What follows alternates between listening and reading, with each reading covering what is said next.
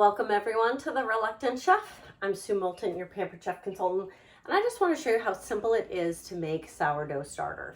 So all you need to do is to buy some unbleached flour. I'm using the King Arthur. It's super important that you use unbleached, and then you want to take some water, whether you buy it or whether you get it through a purifier. Don't use it through your tap because they put chlorine in that, and then put it at room temperature, so let it sit out overnight.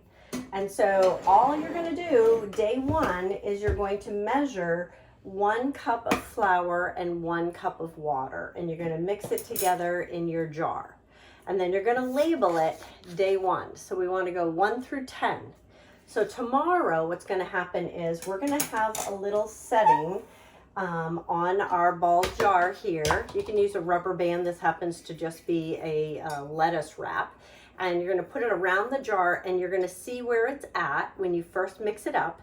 And then as it increases and then goes back down, you want to see that it's getting active. It'll start smelling yeasty or soury.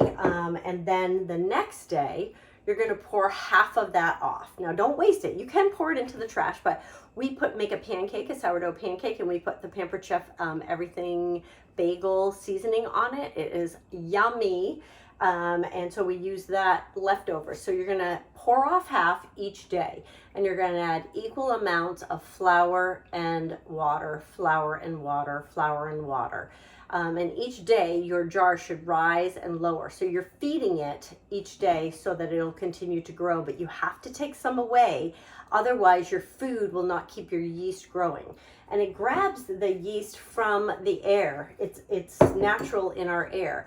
And then on day 10, we'll have enough of the sourdough starter to begin our first loaf of bread.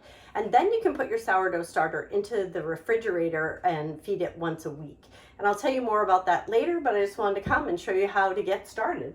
So typically you want to either sift your flour, or you want to make sure that you're weighing your flour. I often will, you'll see me with this King Arthur storage container. It's super full right now because I just filled it up, but normally I'll tip it upside down and I'll fluff it and make sure it's light and airy, because you definitely want to get a light packed cup. You don't want it to be too dense. So you want to level it out. Bloop. And then I have a ball jar canning container, so we're going to add that in. And then we're going to add a cup of the water. Again, make sure it's filtered water at room temperature, no chlorine.